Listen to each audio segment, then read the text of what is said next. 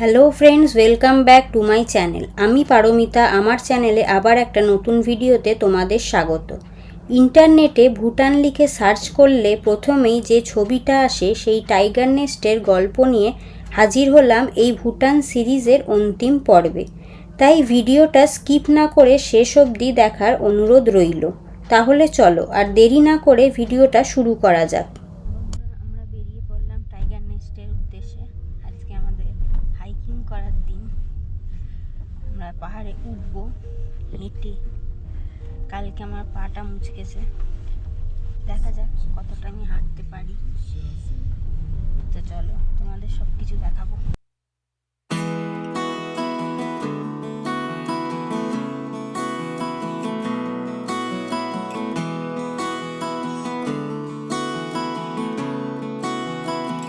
ভুটান সিরিজের প্রত্যেকটা পর্ব আমার এই চ্যানেলে আপলোড করা আছে। ওপরের আই বাটন আর নিচের ডেসক্রিপশন বক্সে দেওয়া লিঙ্ক থেকে দেখে নেওয়ার অনুরোধ রইল। তাহলে আজকের পর্বের কন্টিনিউটিটা বুঝতে সুবিধা হবে।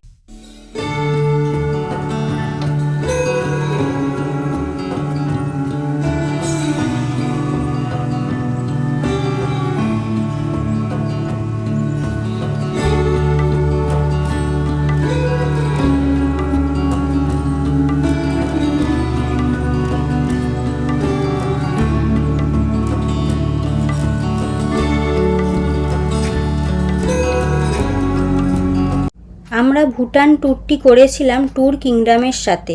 এনাদের ব্যবস্থাপনা খুবই ভালো। দার্জিলিং, সিকিম, ডুয়ার্স, নর্থ বেঙ্গলের অফবিট প্লেসেস, ভুটান, মেঘালয়া, এমনকি অরুণাচল প্রদেশের তাওয়াং অবধি এনারা ট্যুর করিয়ে থাকেন। কন্ট্যাক্ট নাম্বার স্ক্রিনে দেওয়া রইল, প্রয়োজনে কন্ট্যাক্ট করতে পারো।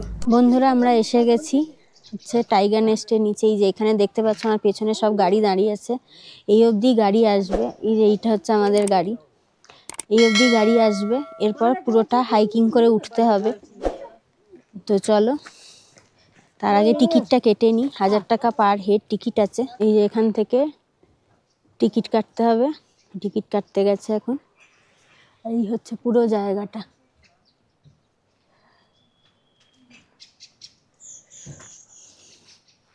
এই যে এখান থেকে বন্ধুরা আমি একটা লাঠি নেব, একটাই নেব আমার জন্য।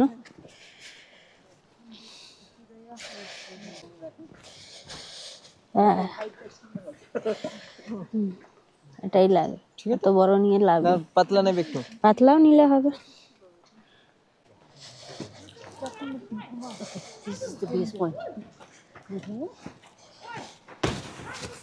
এটা হচ্ছে base point. Hi, this is us for the Tiger Nest hike. Let's see the after Tiger Nest hike also. This is us staying now. Mic like this?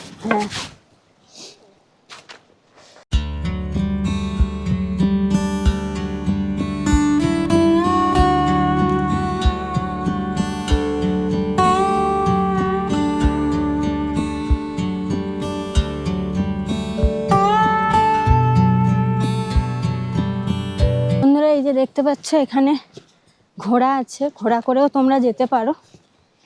আমরা তো হেঁটেই যাচ্ছি। ঘোড়া কত করে নেয় জানি না, কিন্তু ঘোড়া করে গেলে ওয়ান ওয়েতেই তোমাদের যেতে হবে। নামার সময় তোমাদের হেঁটেই নামতে হবে।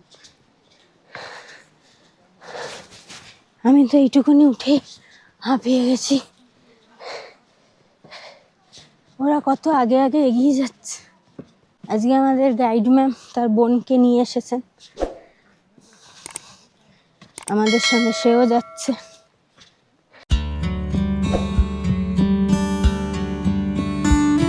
আমরা শুরু করেছি হচ্ছে 9:50। কতক্ষণ লাগবে তোমাদের দেখাবো, জানাবো। এবার হচ্ছে এরকম পাথুরে রাস্তা। বন্ধুরা, তোমরা যখন উঠবে তখন আস্তে আস্তে যাবে, তাড়াহুড়ো নেই কোনো। এটা সারা দিনের ট্যুর। আস্তে আস্তে যাবে, বেশি কথা বলবে না, হই হুল্লোড় করবে না, নাহলে শ্বাস ফুলবে। আর পাহাড়ে চড়াই তো, এইটা আমাদের লাইফে ফার্স্ট হাইকিং বলতে পারো। এর আগে যখন বৈশারান গেছিলাম কাশ্মীরে, তখন ঘোড়ায় করে গেছিলাম।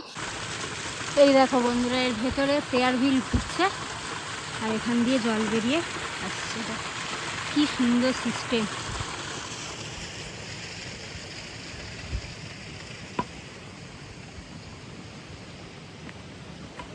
এই দেখো, এই গাছটায় লেখা আছে নাম, আর 81 years old as of 2018। এই বড় গাছ। এরকম যেতে যেতে প্রত্যেকটা গাছের নাম তোমরা দেখতে পাবে।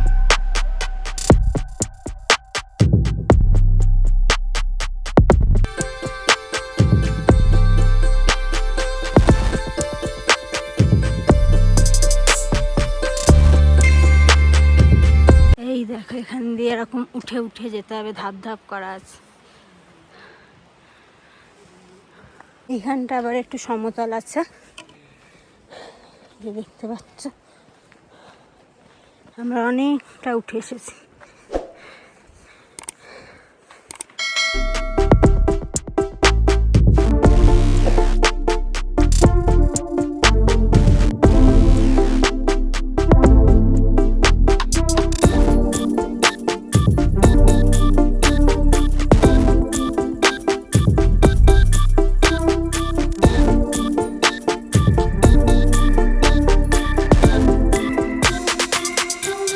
এই দেখো বন্ধুরা, ওই নিচে গাড়িগুলো দাঁড়িয়ে আছে, ওখান থেকে আমরা এসছি এতটা উঁচুতে। এখনো যেতে হবে এখনো।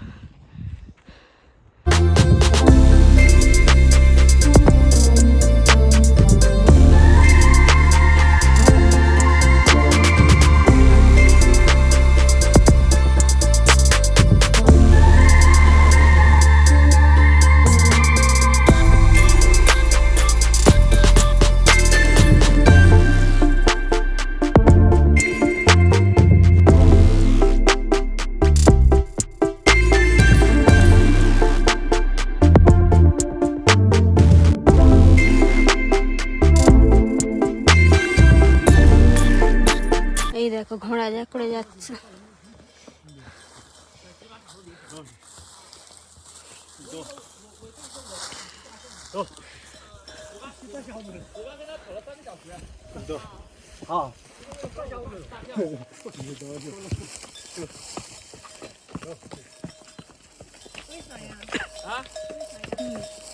他觉得骑大象太危险，从上面摔下来直接摔死了。大象太高了。 বন্ধুরা, যেতে যেতে প্রচণ্ড গরম হচ্ছে, তাই জ্যাকেটটা খুলেই ফেলেছি। এই দেখো কত উঁচুতে উঠেছি, ওই নিচে রয়েছে গাড়িগুলো। এই দেখো, এই নিচে।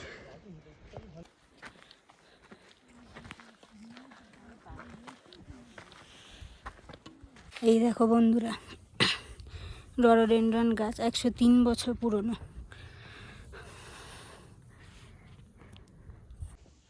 এটা কতটা চড়াই, এই চড়াইটা দেখলেই কেমন গা শিরশির করছে। মনে হচ্ছে যেন আমরা মহাদেবের দরবারে চলে যাচ্ছি। এরকম মাঝে মধ্যে দাঁড়িয়ে তোমরা রেস্ট করতে পারো। আমরা যেমন এখন এখানটা দাঁড়িয়ে রেস্ট করছি। আর যে ট্যুরিস্টের থেকে ভুটানিজ মানে কমন পিপলের ভিড়টা বেশি, কেন জানি না, থার্সডে বলে বোধহয়। চলো দেখাচ্ছি।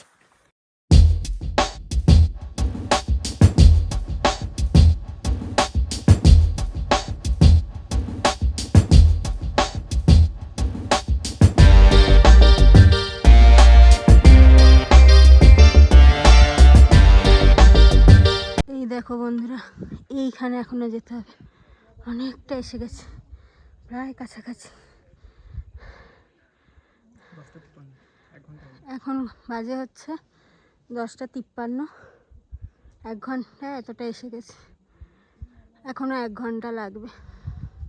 এই যে বন্ধুরা দেখছো, এরকম বসার জায়গা আছে, তোমরা বসে ওয়েট করে যেতে পারো। এই রাস্তাটা চলে যাচ্ছে হচ্ছে ক্যাফের দিকে। নিচে একটা ক্যাফে আছে, তোমরা এটা দিয়ে যেতে পারো। ওখানে তোমরা খাবার পাবে, রেস্ট রুম পাবে। আর আমরা যাবো এই ওপরটা দিয়ে। এই ওপরটা দিয়ে আমরা আর ক্যাফেতে যাচ্ছি না, আমরা খেয়ে এসেছি। এই যে আমাদের গাইড ম্যাম।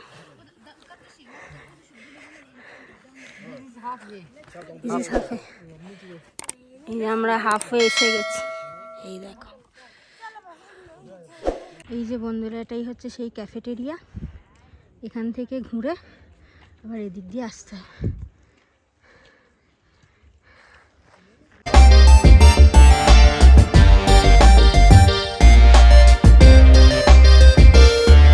এই যে এইগুলো ঝুলতে দেখতে পাচ্ছ, যেখানে পলিউশন কম সেখানে এগুলো হয়।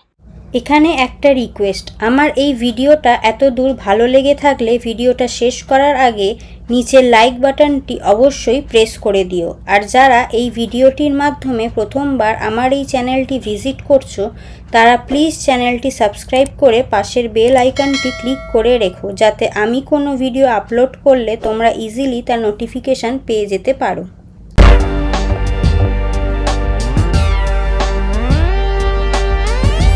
এই দেখো বন্ধুরা, কত সুন্দর দেখা যাচ্ছে এখান থেকে। আমরা এখন এসে গেছি হচ্ছে ফার্স্ট ভিউ পয়েন্টে। এখান থেকে এত সুন্দর দেখা যাচ্ছে। এবার আমরা এইরকম সিঁড়ি দিয়ে নেমে যাব। অনেকগুলো সিঁড়ি আছে, প্রায় 700-800 সিঁড়ি আছে। সেখানে নামা ওঠা করে তারপরে ওইখানে গিয়ে পৌঁছবো। এই যে দেখতে পাচ্ছ, আর এই হচ্ছে মোনাস্ট্রি।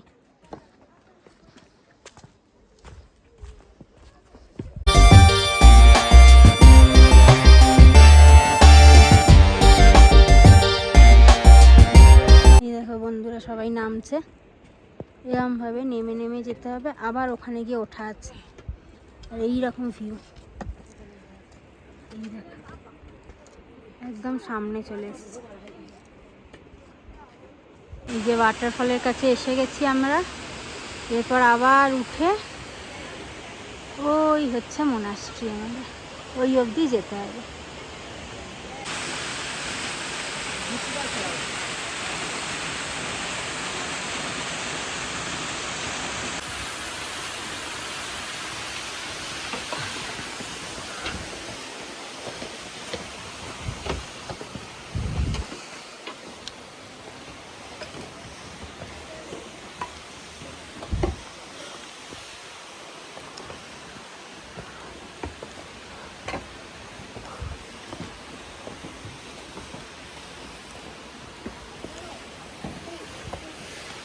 এই দেখো,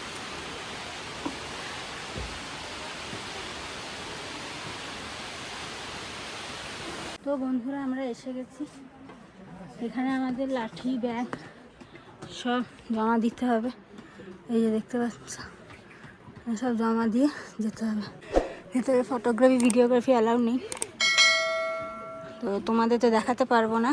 মোনাস্ট্রি থেকে বেরিয়ে এসে তোমাদের সব কিছু দেখাচ্ছি। বন্ধুরা, আমরা শুরু করেছিলাম 9:50-এ, এখন এসে পৌঁছলাম হচ্ছে 12:43।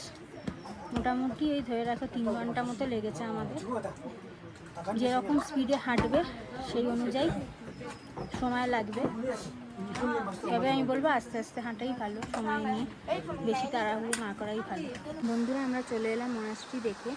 এরপর মোনাস্ট্রি সম্বন্ধে সব ডিটেলস আমাদের গাইডম্যান তোমাদেরকে বলবে।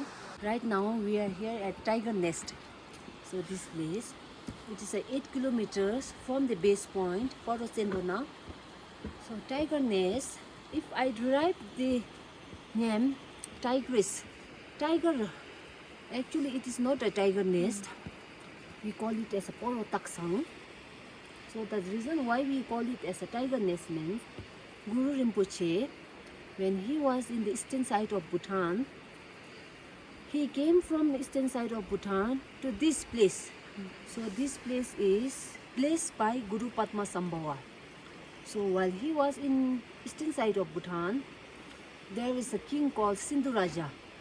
So he cured his illness because that king, his soul was taken by the demon spirits which we call it as a Shingin Karpo. From him, he bring back the soul. The reason why Shingin Karpo he took the soul means there is a war between Gap Longchen or something with Sindhu Raja. So in this war, he sent his son and he prayed to the deity. So Shingin Karpo actually he is the deity. So he prayed in front of him for the victory. But at last he lost the war. And in this war he lost his son. So because of his anger, he burned down all the dead bodies. And he go against the deity Shingin Karpo. And as a result, he got very angry and he took his soul. And the king became very sick and nobody cure him. So at last, his minister, the Sindhu Raja's minister, knew that there is a man called Guru Padmasambhava in the Nepal. That time the Guru Padmasambhava was in Nepal.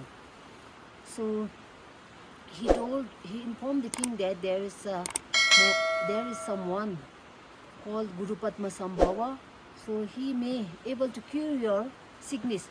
So then the king he sent his minister to receive the Guru Padmasambhava, and then after reaching the Guru Padmasambhava, he cured because he subdues the demon, the Shingin Karpo. And the demon he is also very powerful and it's very difficult for him to subdue him. So that time when he was in the cave, he created a marks dance. Guru Padmasambhava created a marks dance. So whenever he tried to catch the Shingin Karpo, he turned himself into a snake. Not a snake, he turned himself into a Garuda. You know Garuda? Garuda hota hai na? And then it's very difficult for him to subdue him. And later he created a marks dance. So the Shingin Karpo, he saw that in the playground, there he saw lots of people performing a dance, and he lost his mind. So in between, the Guru Rinpoche, he turned himself into a Garuda. And then the Shingin Karpo, he turned himself into a snake, okay? Giant snake. He turned himself into a snake. So Guru Rinpoche turned himself into a Garuda. And then he catch in the neck of the snake. And he subdues and bring back the soul of the king, Sindhu Raja. So then the king was recovered and he was very happy. So in return, as a token of appreciation, so he offered his daughter, Tashikwedan. She is also a Dakini, okay? So because he have nothing to offer him, so he offered his daughter to be as his consort. So then he flew from that eastern side of Bhutan, Pugte, to this place, riding on the tigress. So that tigress is actually his consort, Tashikwedan. So he requested his consort to turn herself into a tigress. So he ride on the tigress, flew from that eastern side of Bhutan to in this area, Taksang. So because of this place is known as a tiger nest. So here we have 9 temples here. We visit all the temples except one temple.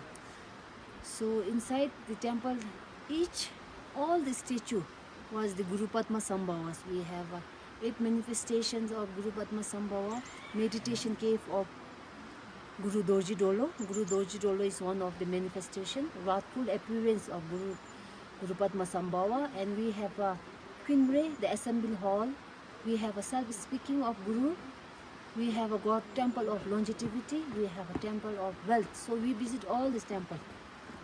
So this place is actually blessed by Guru Rinpoche, Guru Padmasambhava. So he is considered as the second Buddha.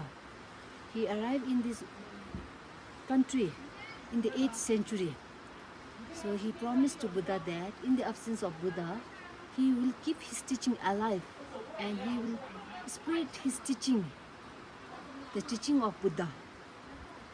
So Bhutan is the religious country, the Buddhist country, and he will protect the Vajrayana Buddhism. And he is one of the most important gurus. Gurus means it's a teacher in Buddhism. এই যে ওইটা দেখতে পাচ্ছ, ওটা হচ্ছে গুরু পদ্মসম্ভবার palace. Santaperi, we call it as a Santaperi. And that is a waterfall.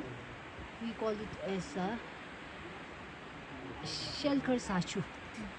Shelkar Sachu. Then you can make my sister as well. This is my sister. এটা হচ্ছে পবিত্র জল, হোলি ওয়াটার। সবাই নিচ্ছে, দেখ আমরাও নেব।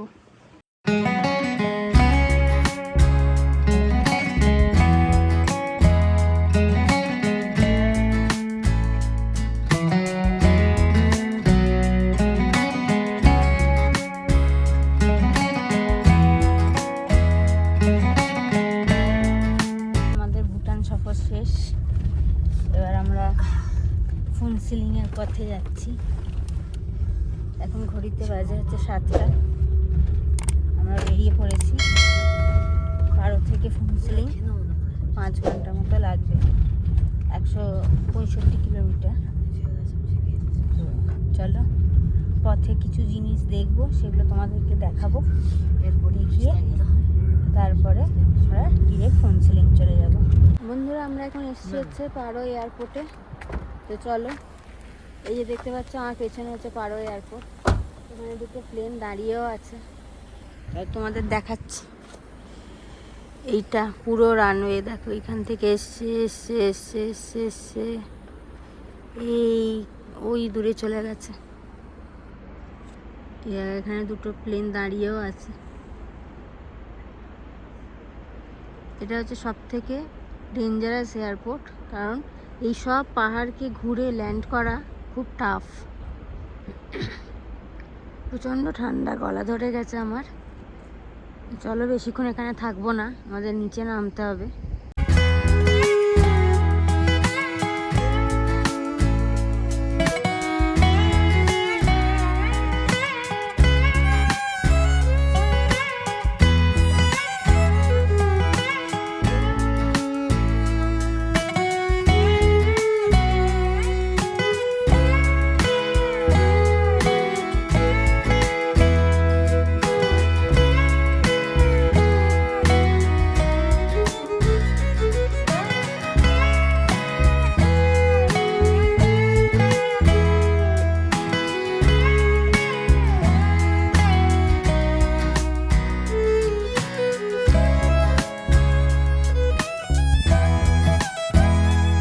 পারো ইন্টারন্যাশনাল এয়ারপোর্ট দেখে আমরা সোজা নেমে আসি ফালাকাটা রেলওয়ে স্টেশনে।